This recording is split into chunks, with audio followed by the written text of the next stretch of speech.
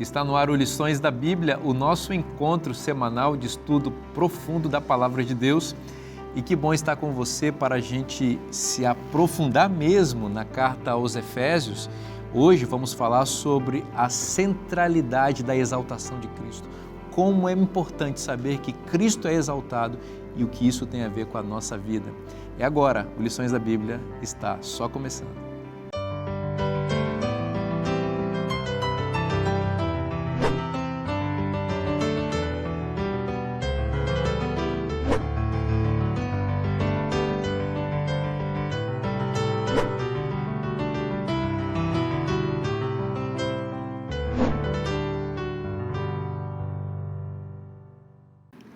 Vamos começar a estudar a Bíblia juntos mais uma vez e eu agradeço a sua presença, a sua companhia, de você ter tirado esse tempinho para estar conosco, para compartilharmos aqui esses momentos de estudo profundo da Palavra de Deus.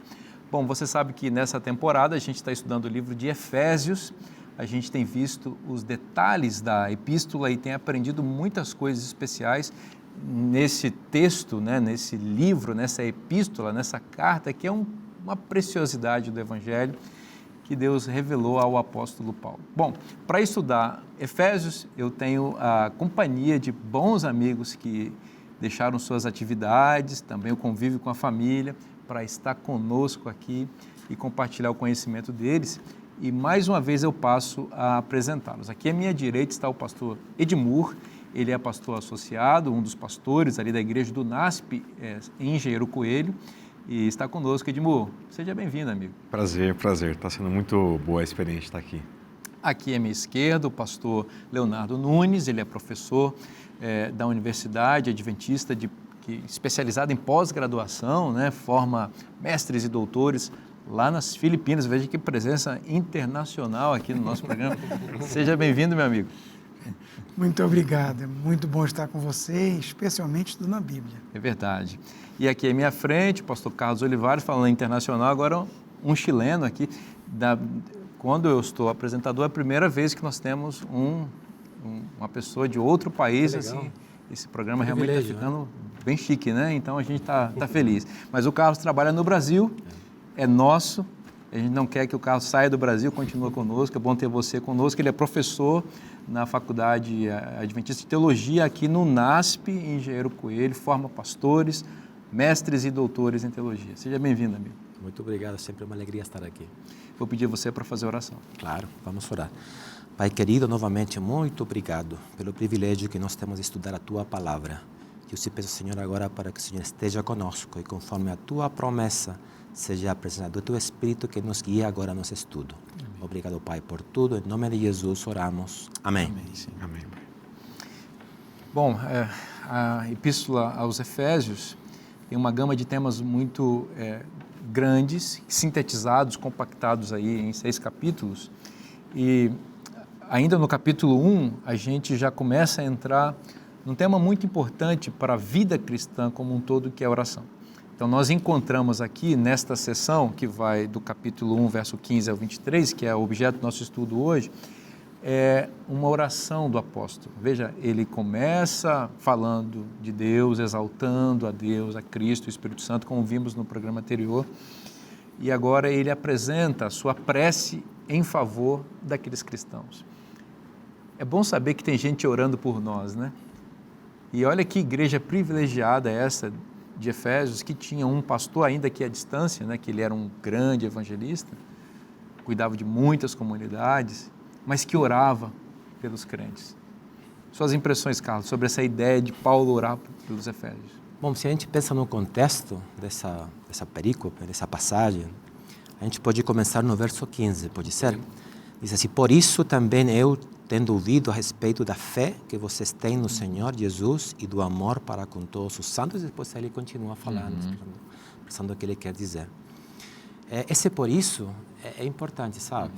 A gente sempre tem que prestar atenção nos detalhes. A gente presta atenção nos detalhes, a gente pode aprender muito. Por isso é porque tem alguma razão daquilo que foi falado antes. E na lição anterior a gente falou sobre essa questão, sobre o Deus bendito, sobre as bênçãos de estar em Cristo, sobre ser transformados. E por isso, nessa montanha que ele subiu, que agora está lá acima, olhando desde o céu como Deus olha para a gente, ele vai agradecer agora. Mas por um detalhe, olha o que vai dizer, também eu tendo ouvido. Ouvido. Essa palavra já nos diz muito, sabe? Nos mostra que uma pessoa que está interessada, mas a pergunta é como ele ficou sabendo. Algumas teorias, se você vai para o capítulo 6, você vai notar que aparece um Tíquico, né? Alguns falam que Tíquico finalmente quem informou Paulo de como a igreja de Éfeso estava progressando na fé. É possível, pode ser outras fontes também, mas o importante é que ele mostra um interesse, mas ele sabe que eles estão crescendo. Isso é muito lindo, e ele vai agradecer por isso. Me parece que a gente tem que pensar que nossa fé cristã é uma fé que tem que mostrar frutos, sabe? E quando a gente agradece a Deus, olha, muito obrigado por essa pessoa que eu conheci de um jeito e que depois de 10 anos é diferente. Como pastor de igreja, eu fui pastor de igreja por vários anos, e tem vezes que eu tenho voltado a essas igrejas, sabe? Por coisas da vida. Infelizmente, em alguns lugares do mundo, você volta nessa igreja e a pessoa que fala com você é a mesma pessoa que era 15, 20 anos atrás, sabe? Eu fico muito triste por isso. Porque o que você espera é que, ao estar em Cristo, a contemplar a beleza de Deus, você possa ser transformado. E Paulo está dizendo, olha, também tendo ouvido a respeito da fé que vocês têm no Senhor, quer dizer que esse grupo que a gente começou nessa primeira lição, falando de que era um grupo que vinha de um lugar que adorava deuses pagãos, sabe? Diana, agora é um grupo que foi transformado e ele ouviu dessa fé. Então, que melhor que agradecer a Deus através da oração, dando as graças pela mudança que ele, ao estar nele, pode fazer na gente. Não, isso é muito interessante, porque essa introdução à oração que você mencionou no verso 15, né? Ele vai orar pelos Efésios para que Deus preserve uma característica positiva que ele ficou sabendo que estava naquela igreja, né? Ouvi da fé que há em vocês e ouvi do amor para com todos os santos. Olha, o apóstolo disse, ele falou, olha, eu vou agradecer a Deus, porque aquilo que eu fiz aí frutificou, não é? Vocês continuam crescendo na graça, como você disse, nesse ambiente hostil ao evangelho, pagão, anterior, o evangelho como uma planta cresceu aí, um lírio no meio do lodo aí, e hoje eu tenho ouvido falar disso. Que bom que as pessoas estão falando bem de vocês. E um pastor que ora, né, pela sua igreja, né? E aqui oração intercessória. Exato. Intercessora. É uma coisa que eu, durante muitos anos, tentei entender. Como é que funciona a oração intercessória? Qual é a mecânica? Qual é a física por trás disso? Porque uma coisa é orar por mim. Outra coisa é orar pelo outro. E quando nós oramos pelo outro, primeiro tem um Deus que ama a pessoa, porque eu estou orando mais do que eu. Deus quer fazer alguma coisa na vida dela. Segundo, a pessoa tem o livre-arbítrio dela. Fico imaginando, por que eu vou orar por ela? Como é que funciona a oração intercessória? E eu vou lhe dizer uma coisa, eu li, estudei, parei, pensei, filosofei, eu vou dizer uma coisa, eu não entendo. Mas eu vejo na Bíblia que nós temos que fazer. Porque é bom para a pessoa e é bom para mim. Eu não sei como é que é o agir misterioso de Deus. Eu sei que Deus age. Não porque eu sou uma pessoa de oração, é de tipo assim, tem gente, né, que ora pelo outro, Deus fez aquilo porque eu orei. Não é orgulho meu ter feito aquilo porque eu sou uma pessoa cheia de fé e aí Deus faz porque eu tenho uma conexão especial com Ele. Deus ama aquela pessoa. Mas eu sei de uma coisa, que oração intercessória tem que ser feita. Por quê? Porque está cheio de exemplo aqui na Bíblia. É bom para quem ora e é bom para quem recebe oração. É interessante que, tempo atrás, estava conversando com um médico, eles disseram que no passado se faziam testes científicos para entender o poder da oração na vida das pessoas. E se estudava o seguinte, várias pessoas os pacientes orando por si, e como isso era bom para a cura deles. E comprovou-se que realmente era bom. E hoje em dia eles saíram desse estudo, porque já se comprovou, para entender como é que uma pessoa orando em outro estado ajuda alguém a curá-la. E eles viram que realmente, sem a pessoa saber, quando tem outro orando por ele, acontece realmente que a cura é mais rápida, melhor, do que quando não tem ninguém orando. Explicação não existe. Não existe. Só e oração intercessória tem que ser feita. Por quê? Porque Deus mandou. E é bom. É verdade. É bom, é muito bom. É verdade. Tem até um livro publicado pela CPB chamado Ouse Pedir Mais. E a autora lá traz...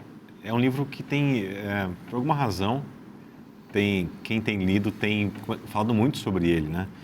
E a minha esposa estava lendo esse livro e falou assim, nossa, amor, eu estou aprendendo coisas que eu nunca aprendi sobre oração.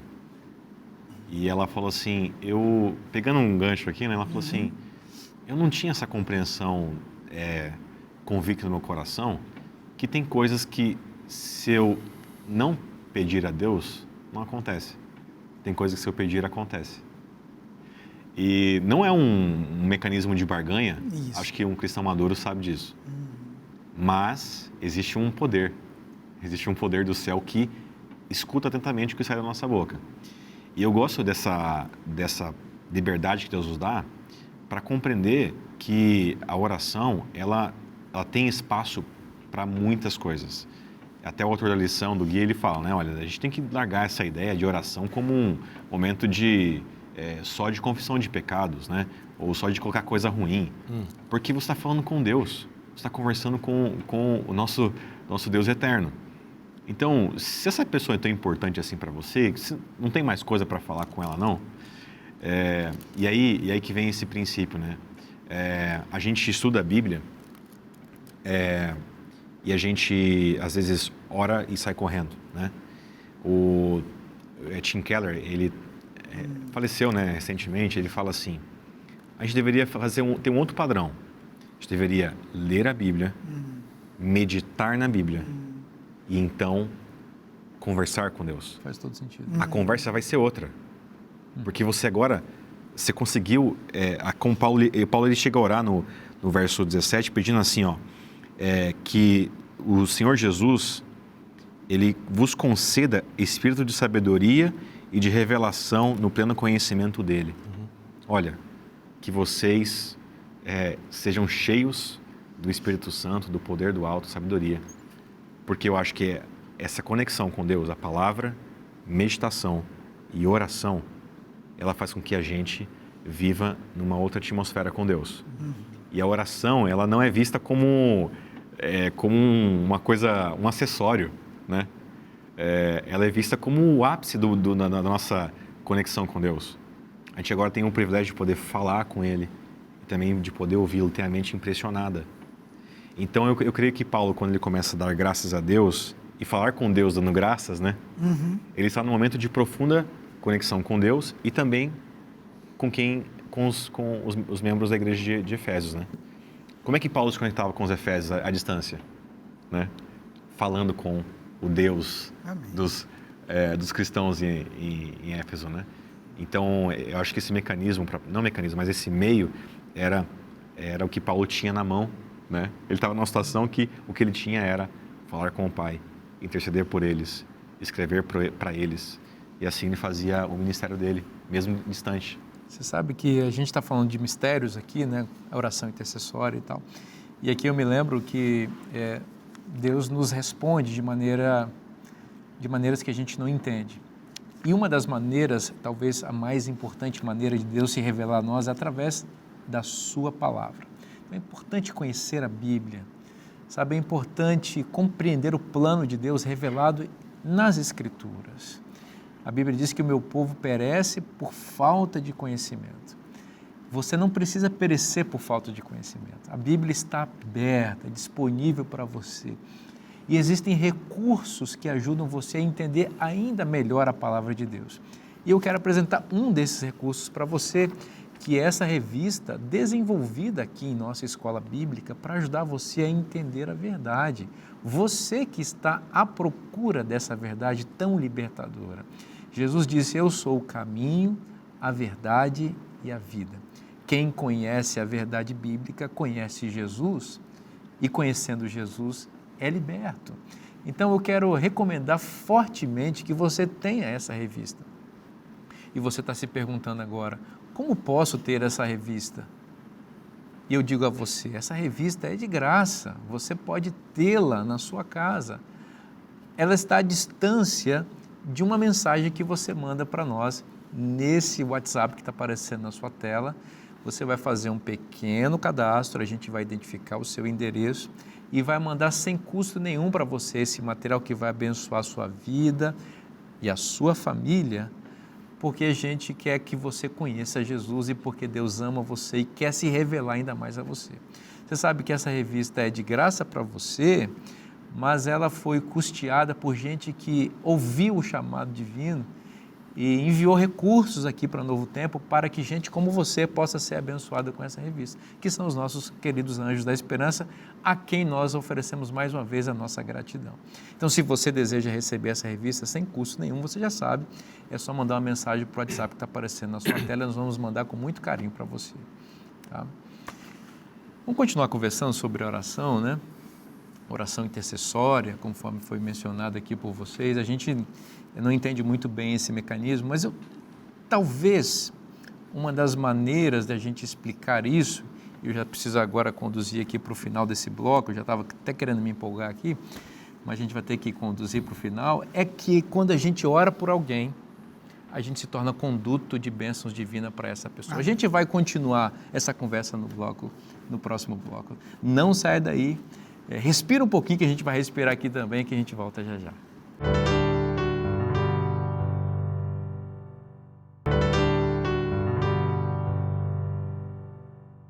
Estamos de volta com o programa Lições da Bíblia e vamos continuar estudando a Palavra de Deus. No bloco anterior a gente estava falando sobre a oração, né? O poder dessa ferramenta disponível a todos nós. A gente não entende muito bem como funciona, especialmente quando a gente ora por outras pessoas e Deus atende. Porque Deus é amoroso, quer abençoar as pessoas, mas é instigador para nós pensar que Deus age em resposta a uma oração de um pecador como eu e você. Mas o fato é que, embora a gente não entenda, isso acontece. Deus atende as orações feitas com fé e eu estimulo você a orar também por pessoas, sabe?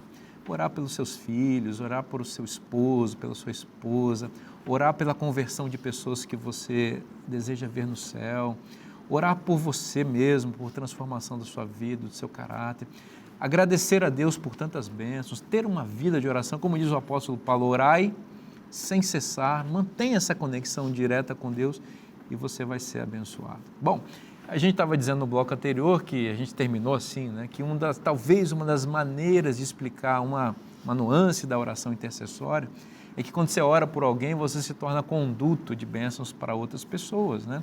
Você vê, por exemplo, o sumo sacerdote, né? Ele entrava para interceder pelas pessoas e depois saía com uma bênção para oferecer para as outras, para o povo, né? O apóstolo Paulo está orando aqui pelos Efésios e depois escreveu uma carta para abençoá-los, que acaba abençoando a gente também. Então, quando a gente ora pelas pessoas, a gente é canal de bênçãos. Não é isso, Leonardo? Olha, e na minha vida, tem algumas experiências marcantes de oração intercessória, uma delas muito particular, quando minha esposa e eu estávamos orando por 19 anos pelo meu irmão, pela minha irmã, mas especificamente pelo meu irmão. E nesse dia nós estávamos orando em Salvador, às 9 horas da manhã, meu irmão em Belo Horizonte foi tocado por Deus. Ele estava com um maço de cigarro no bolso, dentro de um lugar que não tinha nada a ver com igreja, e ali naquele local ele ligou meia hora depois dizendo: aconteceu alguma coisa na minha vida, eu tenho que voltar para Jesus. Alexandre? Meu irmão Alexandre, isso. E continuo orando pela minha irmã, graças a Deus ela voltou aos pés de Jesus. Ela mora em outro lugar, a gente aqui orando, sem falar nada, sem estar dizendo: olha, você precisa, sem ser aquele crente chato, mas oração realmente à distância. fez uma diferença com o mesmo horário, ele sentiu. E Paulo aqui orando, conduto de bênção para os Efésios. E ele ora e pede 3 coisas para que os Efésios tenham. E essas 3 coisas organizam não só a oração, mas toda a ideia de Paulo o restante do capítulo 1 e no capítulo 2 até o verso 10. Ele primeiro, diz o verso 17, antes rapidamente, ele fala assim, nas minhas orações. Aí no verso 17 diz, para que? Ou seja, a primeira coisa que ele deseja para o povo é que eles tenham um espírito de sabedoria, certo? A segunda coisa, ele diz, para saber, do verso 18, na metade do verso 18, para saber qual é a esperança do seu chamamento, e aí no verso 19 ele termina dizendo, e qual, ou seja, para saber, né, e qual é a suprema grandeza do seu poder. E a partir daí ele vai descrever a grandeza do poder de Deus em Cristo Jesus, como um parâmetro, como uma base, como a segurança do poder de Deus na vida do crente no capítulo 2. Então, essas 3 bênçãos, e ele então foca na questão do poder de Deus. O mesmo Deus que ressuscitou a Cristo é o mesmo Deus que nos ressuscita. O mesmo Deus que exaltou a Cristo nos lugares celestiais é o mesmo Deus que nos... Então, a ênfase no poder de Deus. São essas 3 bênçãos que ele quer para o seu povo. É a maneira como o pensamento de Paulo aí parece estar organizado. Interessante pensar nessa questão, né? O que o Leonardo estava falando, o fato certo de como Paulo está refletindo, está admirado, né? Está louvando a Deus por essas bênçãos. A gente pode se focar no ouvinte, tudo bem, mas o que aconteceria se agora a gente fizesse uma pausa e pensássemos no autor, no escritor? Você tem um escritor preso, que está levando sua audiência ao céu, mas ele continua preso. Ele está dizendo, olha, você tem que ter essas bênçãos, mas ele está preso. Então, quando nós pensamos nessa questão, é interessante, porque não só uma distância em termos físicos, como ela estava falando, é uma questão também de diferença entre estar em Roma, olha, e outro lugar está em Éfeso. Seria uma questão já física, mas também uma questão que ele não podia viajar, porque ele estava preso. Então, quando você lê uma carta onde ele está dizendo, olha, glória a Deus, a gente é abençoada e você está preso, é diferente quando você está no shopping, sabe? Dom Pedro, ou outro lugar, e você está com o celular e comendo bem no McDonald's, entendeu? É outra vida. Mas aqui ele está dizendo, Deus, que essa revelação, que tudo aquilo que eu quero que eles tenham, que eu tenho, que eles também tenham, nos ensina de uma pessoa não só preocupada, sino também de como o Evangelho, na realidade, funciona. Não é teoria. Eu sou professor de teologia, Leonardo também. Ele é pastor de igreja. A gente fala muito, né? Mas outra coisa é viver aquilo que eu falo. Então, bênçãos, mas olha, uma pessoa presa. Então, me parece que o Evangelho funciona e funcionou em Paulo. Porque Paulo, ainda preso, ele está dizendo que você pode ser abençoado. Ele poderia estar fazendo uma oração assim, Senhor, por favor, me tira daqui, né? Ou então está escrevendo uma carta. Ou reclamando muito, né? Faça um abaixo-assinado aí em Efésios. A oração de João Batista, né? Ele fala, tá bom, mas estou preso aqui, né? Exato. Meus discípulos estão comunicando aí e tal. A visão que ele tinha, o Paulo, aqui, dos lugares celestiais, né? De estar nesses locais pela fé, independente de onde esteja fisicamente, né? Mais importante é estar em Cristo e com Cristo nos lugares celestiais do que estar nos bons lugares desse mundo sem estar em Cristo e nos lugares celestiais pela fé, né? Uma ironia, né? É uma ironia, é uma grande ironia. Eu imagino assim, né? Essa é uma das grandes riquezas da mensagem de Jesus Cristo. A mensagem tem o poder de colocar uma nova lente no modo como você encara todas as coisas. Não é uma coisa só, são todas as coisas.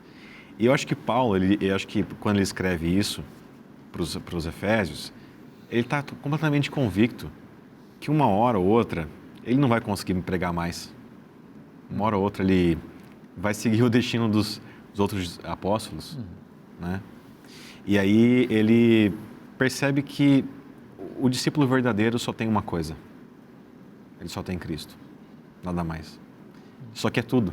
Ao mesmo tempo que é só uma coisa, é tudo que ele precisava. Então, eu acho que é esse tipo de maturidade que Deus propõe pra gente.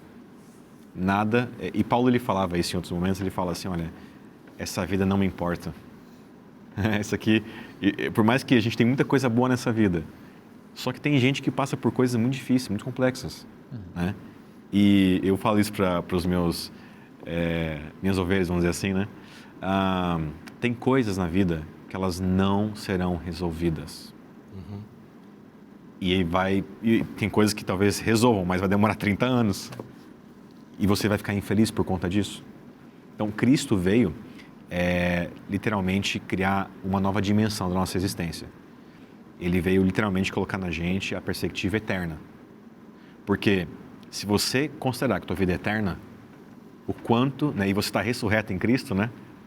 O quanto essa compreensão e convicção, né, que está dentro, né, do coração, quanto essa convicção altera o aqui e agora, né?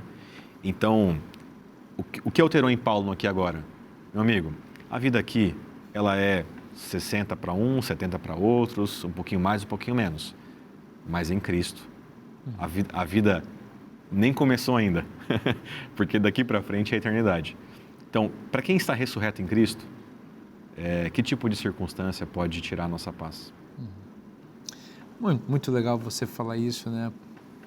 Porque o apóstolo não é uma ilusão do apóstolo, né? Ele não estava assim iludido, eu vou sair daqui.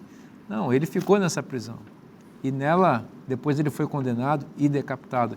E momentos antes disso, e plenamente consciente do seu destino trágico, ele escreveu a epístola de 2 Timóteo, né? Filipenses. Onde ele deixa o seu legado, mantendo as mesmas esperanças, as mesmas palavras, pensando na volta de Jesus e querendo compartilhar isso com outras pessoas. Né? Por exemplo, nossa oração muitas vezes, tudo bem, é sobre essas bênçãos, né? Mas a bênção, a segunda aqui que o Leonardo falou, me parece interessante porque está ligada com aquilo que você comentou. Verso 18 diz assim, peço que Ele ilumine os olhos do coração de vocês. Para que saibam qual é a esperança da vocação de vocês, qual é a riqueza da glória da sua herança dos santos. Amém. E dizer, olha, eu estou orando por vocês para que seus olhos espirituais possam contemplar isso. É verdade, tem vezes que Deus vai dizer não na vida, né? Tem vezes que Deus vai dizer, eu quero isso. Não, você não vai ter isso. Então, Paulo está dizendo, eu quero que os olhos deles estejam tão abertos que possam compreender o grande conflito, possam compreender a realidade da vida, possam compreender que, na verdade, a promessa é uma promessa que está além daquilo que é terrenal. Então, eu acho que essa oração é uma oração modelo para nós, né? No sentido pós-moderno, porque nossa visão é uma visão muito mais materialista. Essa não é uma visão materialista, não. Dizendo, olha, aqui é uma questão espiritual. Eu peço que você tenha discernimento espiritual. E o discernimento é uma questão complexa, porque por isso temos pastores, né? Porque nós vamos para os pastores para pedir conselhos. Mas o conselho final é que a gente possa ter sabedoria também para determinar as coisas através da revelação que Deus possa dar para nossas vidas. Então, me parece que também isso é interessante em relação à oração, né? Que Paulo está tendo com eles. Ele falou aqui, né? Final do verso 18. Qual a riqueza da glória da sua herança nos santos? Isso combina com Romanos 8, né? Quando ele fala do peso de glória que está reservado para aqueles que creem, né? E aqui, ainda nesse mesmo capítulo, no verso 14, voltando um pouquinho, ele diz que o Espírito Santo é o penhor da nossa herança, até o resgate da sua propriedade, né, que somos nós, em louvor da sua glória. Então ele fala assim, olha, vocês são preciosos e existe uma promessa grandiosa para vocês. Eu espero que os olhos de vocês se abram para a contemplação dessa promessa. o que ele está dizendo, trocando em miúdos, é: coloque os olhos no céu, tire os olhos da circunstância, Em lugares celestiais? nos lugares celestiais. Porque eu posso dizer isso para vocês: eu estou preso aqui, mas meus olhos não estão nas algemas, meus olhos não estão nesse lugar úmido, frio, nos maus tratos que estou sofrendo aqui. Isso não é a realidade última. A realidade última é Cristo voltando e cumprindo a promessa que Ele fez. Então, por favor, que os olhos de vocês se abram para contemplar essa riqueza, essa grandeza. E se você está duvidando, existe um penhor para você crer, existe um sinal que Deus já depositou na conta da sua vida para garantir que você é dele e que Ele vai cumprir isso. É o Espírito Santo que está atuando em vocês. Esse é o penhor. Essa é a garantia de que vocês vão viver aquilo que está sendo prometido. E por isso que eu digo a vocês, eu estou experimentando essa promessa, então creiam nela.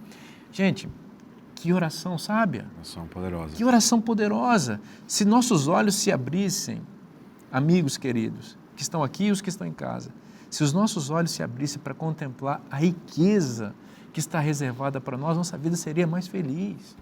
O nosso problema é que a gente fica olhando para as circunstâncias, acossados pelos medos, pela angústia, pela ansiedade, pela falta de dinheiro, pelas encrencas, pela política, pelas ideologias. A gente acha que a vida se resume a esse mundinho aqui. E não. Há um plano divino em curso para nos tirar daqui. E nossos olhos têm que estar nessa promessa.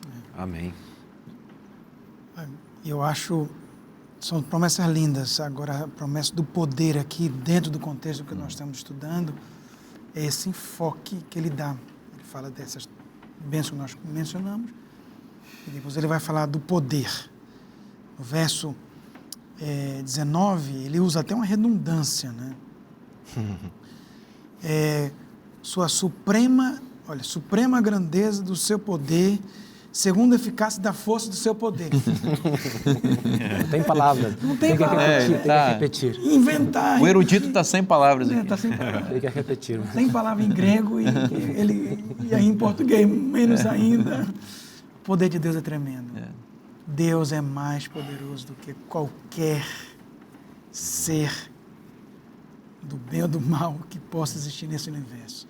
Amém. Isso que ele está dizendo para eles. Glória a Deus. Eu fico imaginando lá Paulo expelindo o demônio daquela menina e depois escrevendo isso aqui para eles. Gente, por favor, quem já conviveu com alguém que já participou de religiões satânicas, veja como as pessoas às vezes querem sair, mas ficam enredadas porque elas têm medo.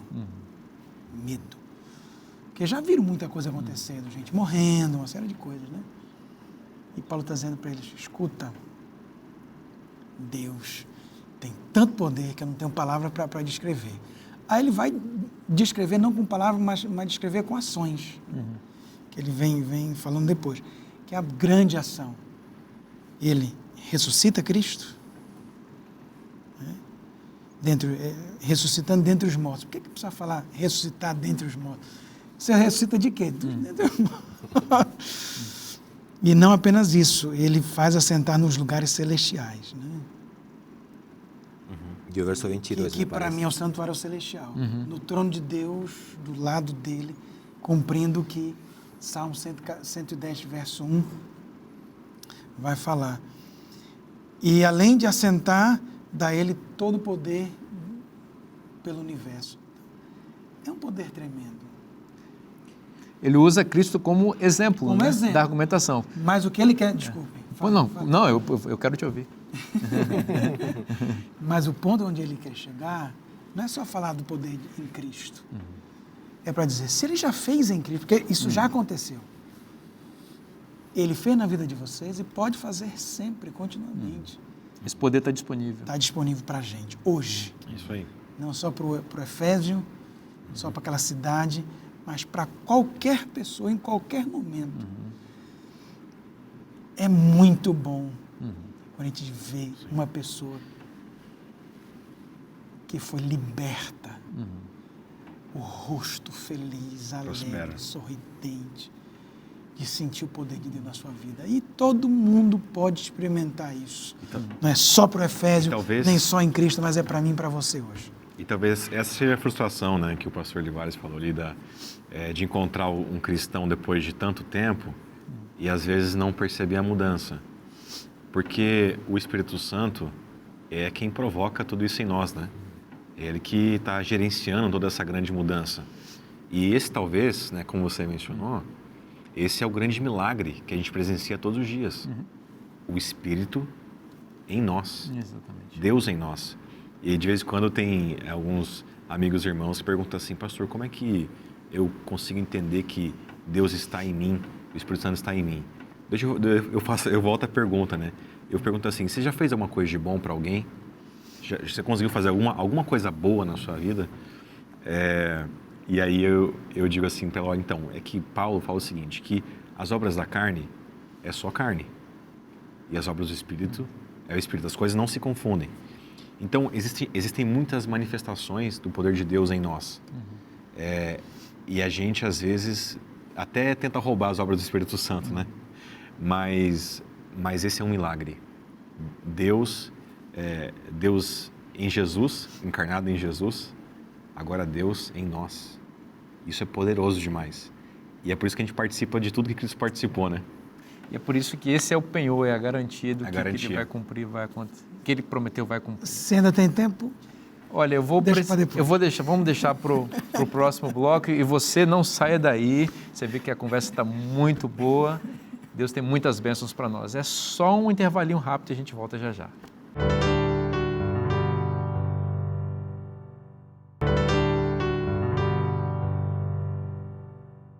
Estamos de volta com o programa Lições da Bíblia e vamos continuar estudando a Palavra de Deus aqui em Efésios. E está sendo muito bom poder ter a sua companhia, saber que você parou um momento aí especial da sua vida, né? Para poder estudar a Palavra de Deus, e eu tenho certeza que você está sendo abençoado, que você está sendo abençoada pela Palavra de Deus, que, como diz o apóstolo Paulo aqui, você está podendo entrar nos lugares celestiais em Cristo. Esse é o nosso objetivo, essa é a nossa proposta. Bom, você sabe que a discussão aqui do Lições da Bíblia, toda ela se pauta no nosso guia de estudos, e eu quero apresentar para você, mais uma vez, essa ferramenta de estudo da Bíblia tão importante que tem abençoado a vida de tantas pessoas e tantas famílias, né? A gente deseja que você também tenha. Nesse trimestre, o tema é Efésios. Eu recomendo que você tenha esse material. E se você deseja adquirir, é só você acessar cpb.com.br, que lá você vai descobrir como adquirir este material e outros materiais muito importantes, especiais da Casa Publicadora Brasileira.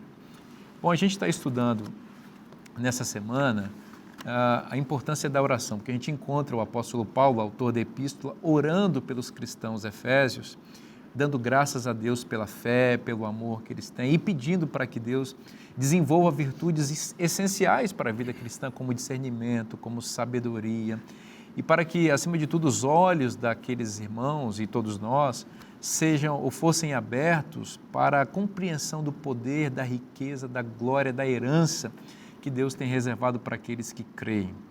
E se eventualmente duvidarem os efésios e nós, Paulo exemplifica com a ressurreição de Cristo como evidência poderosa de que Deus é poderoso, agora numa repetição aqui, né, para fazer aquilo que ele promete.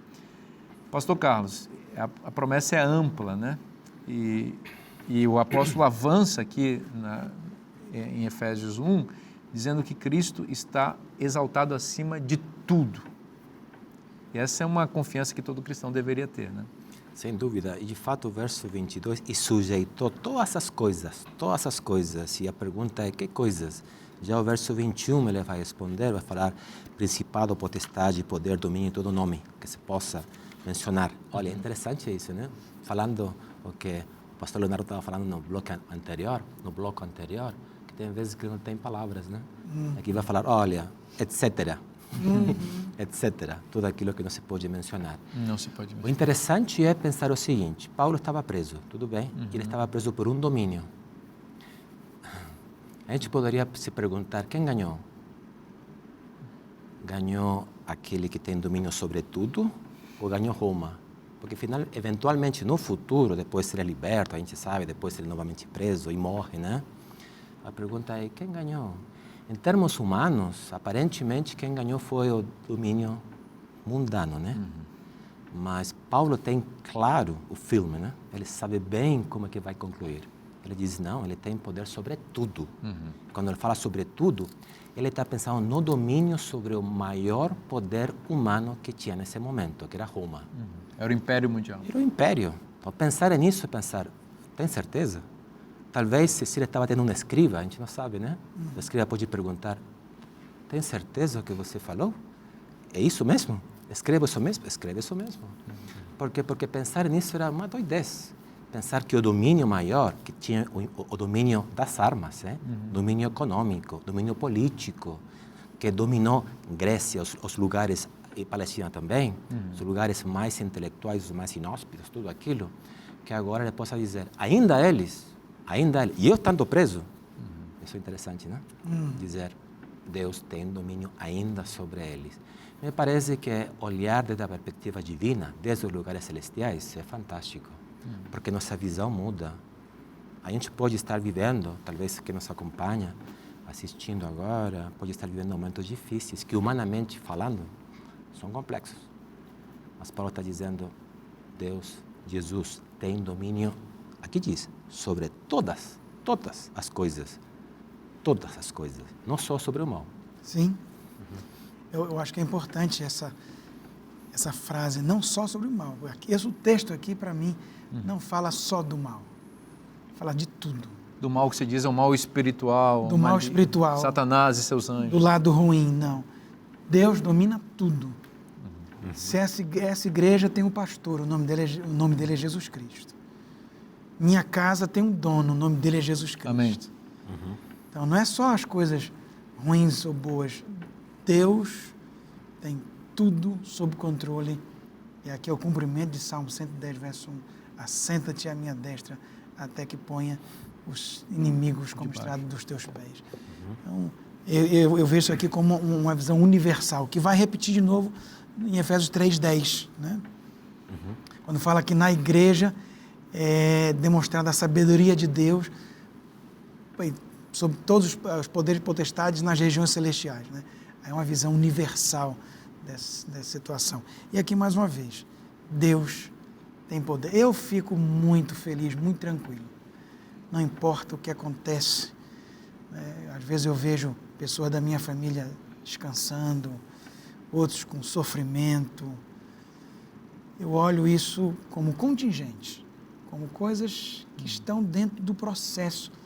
Mas Deus, que é sábio, que tem todo o poder, Ele está levando toda a história para um fim. Poxa, e se Ele é dono de todo o universo e tem poder sobre tudo, eu posso confiar minha vida nele, porque Ele também pode controlar a minha vida para um fim feliz. Perfeito. No verso 22 ele fala assim, né? E pôs todas as coisas debaixo dos pés. Salmo 110. Né? Para ser o cabeça sobre todas as coisas.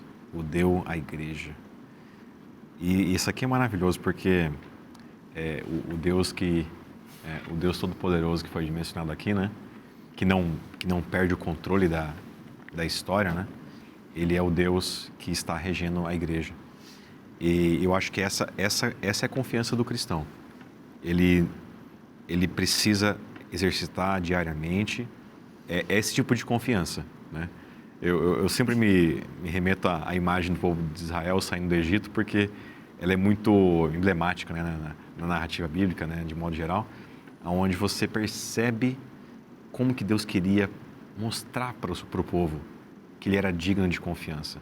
E ele tinha um cuidado de mostrar isso, porque ele não tinha obrigação. Mas me parece que Paulo também quer exaltar todo esse poder que rege nações, tempos, eras, né? Para trazer essa lição para o coração. Vocês podem confiar totalmente na palavra desse Deus. Ele não treme na hora de escrever a história humana e a sua história, né? Então, para mim, esse é o que sai, né, para a vida prática. É um Deus que eu posso confiar a minha vida inteira. E Ele é capaz de dar a segurança que você precisa. E é interessante que a linguagem do verso 22 e 23 fala como se fosse assim,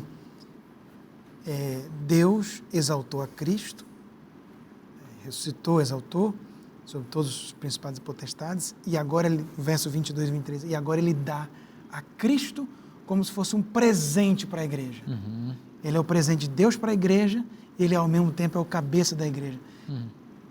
Melhor presente que se pode ganhar em aniversário. É interessante pensar nessa questão do verso 23, na parte final. Aham. Tudo bem, ele sujeitou tudo. Ele é o grande chefe. Ele tem domínio sobre tudo. Separou acima deles, né? Mas depois, o verso 23, o final, vai dizer: daquele que tudo enche em todas as coisas. Eu fiquei pensando nesse verso já faz tempo. Tenho pensado nesse verso, como entender essa realidade. Porque você tem alguém que é superior, mas também enche tudo. E essa presença total, é como se dizendo assim, olha, em todos os âmbitos da existência humana, Deus tem poder. É dizer, não somente tem poder no domínio, mas ele enche tudo, né? Ele enche, não tem nada vazio. Quando a gente pensa, certo, que tem alguma conotação vazia, que é sem Cristo, é porque essa pessoa não deixou que Cristo enchesse sua vida, aquele que enche tudo, né? Então, essa ligação de Paulo me parece muito interessante. Eu não sei se é o mesmo termo em grego, mas depois ele vai dizer em 5,18, enchei-vos do Espírito, né? Pode ser que seja a mesma palavra. É interessante isso. Eu acho que é interessante falar aqui, a lição vai falar em outros momentos no futuro, em outras semanas, sobre a questão do panenteísmo. E a linguagem, se você ler aqui, parece que é uma linguagem meio panenteísta. Ele é a cabeça, ele já é o corpo, ele enche tudo. Mas explica um pouquinho, só rapidamente, o que é esse panenteísmo. Panenteísmo é dizendo que... Deus está em tudo. O panteísmo é Deus é tudo. E o panenteísmo, resumindo, tudo está em Deus. Tudo está em Deus. Seria uma questão mais ontológica. É ontológica, né? Deus é um... Deus é a grande moldura de tudo, né? Se eu e vocês juntos, nós fizéssemos parte do corpo de Deus, né? E quando você lê assim, de primeira, dá até... Parece que ele falou... Opa! Não. Deus é Deus, eu sou eu. Porque ele está enchendo também, né? Aqui está falando dessa onipresença dele, de estar presente. Deus está presente na minha casa, Deus está presente na discoteca, Deus está presente em todos os lugares. E ele está presente para proteger, para ver, para cuidar, mas também para julgar, para tudo. Ele está presente, porque Deus é tremendo. Não existe lugar, Salmo 139, que eu possa me esconder da presença de Deus. Sim. Porque se eu vou até o fundo do mar, aí está Deus. Não tem nada de panenteísmo. É uma linguagem da presença divina na nossa vida. Ele é diferente de mim. Ele é criador, eu sou criatura. Eu queria reenfatizar essa questão da visão que o apóstolo tem de Deus em Cristo, mesmo nas circunstâncias mais desfavoráveis, né? Ele estava preso, e aí ele está enxergando o domínio de Cristo sobre todo o principado, potestade e poder, sobre o Império Romano, em outras palavras, sobre os maiores líderes, sobre o diabo, sobre os seus anjos, sobre qualquer coisa. Cristo está acima de tudo. Depois em Romanos ele vai dizer, nada pode me separar do amor de Deus, porque Cristo é superior a qualquer coisa disso. Eu fico pensando, como é que alguém pode ter essa visão? Qual é o segredo de uma compreensão tão linda, que é tão real, mas ao mesmo tempo tão distante da compreensão material? Eu acho que a resposta está na moldura desse texto, que é uma oração. É só a oração que faz com que nossos olhos possam se abrir dessa maneira. Ellen White tem o texto, uma frase que é lapidar dela, né? A oração eleva-nos a Deus. Então, eu gosto de pensar que a oração é o elevador da fé. Quando a gente ora, a gente se transporta da visão materialista da vida e se transporta para compreender a realidade de Deus. Perfeito. E todo mundo sabe que quando a gente está em cima, a gente enxerga mais do que a gente está embaixo. Né? Quando a gente vai para os lugares celestiais, a gente enxerga a vida da perspectiva de Deus. O problema da nossa falta de visão espiritual é que a gente está embaixo, porque a gente não ora. Se a gente entra no elevador da fé, a gente sobe a montanha e a gente vai para os lugares celestiais e vê a vida como Deus enxerga. Perfeito. Às vezes eu pego voo aqui, Guarulhos, e aqui estou embaixo, estou enxergando nada. Quando a gente sobe, da janelinha do avião, eu quase que consigo ver onde começa e termina a megalópole São Paulo. Porque de cima você vê mais, você enxerga mais longe. E é assim que a gente enxerga quando a gente vai à oração. A gente enxerga como Deus enxerga. Eu lembrei de um texto lá no Evangelho de João, em que quando Cristo vai se comunicar com o público, ele fala assim, o que eu estou falando vem do Pai, né? Eu estou comunicando aquilo que eu ouvi do Pai. Cristo orava e conversava com Deus o Pai nessa medida de pedir para para Deus o Pai o que ele iria falar para os seus ouvintes. Eu acho que Paulo aprendeu isso de Jesus. Exato. Paulo aprendeu a consultar Deus. Falou assim, Senhor, qual a mensagem que eu vou levar? E eu quero aprender do Senhor. E a gente tem a possibilidade de aprender direto, né? Sem nenhum intermediário. E isso é maravilhoso. Eu quero convidar você a entrar no elevador da fé, fazer essa viagem espacial de fé para ir aos lugares celestiais em Cristo, para enxergar por meio da oração aquilo que Deus vê. E o que Deus vê sobre você é grandioso. Deus vê um futuro de alegria, de paz, de esperança e de vida eterna para você. Creia nisso. Ore a Deus, confie nele. E essa realidade vai se cumprir na sua vida. Esta promessa maravilhosa está na Bíblia. E se está na Bíblia, é bom para você. Eu te espero na próxima semana. Que Deus te abençoe muito. Um forte abraço e até semana que vem.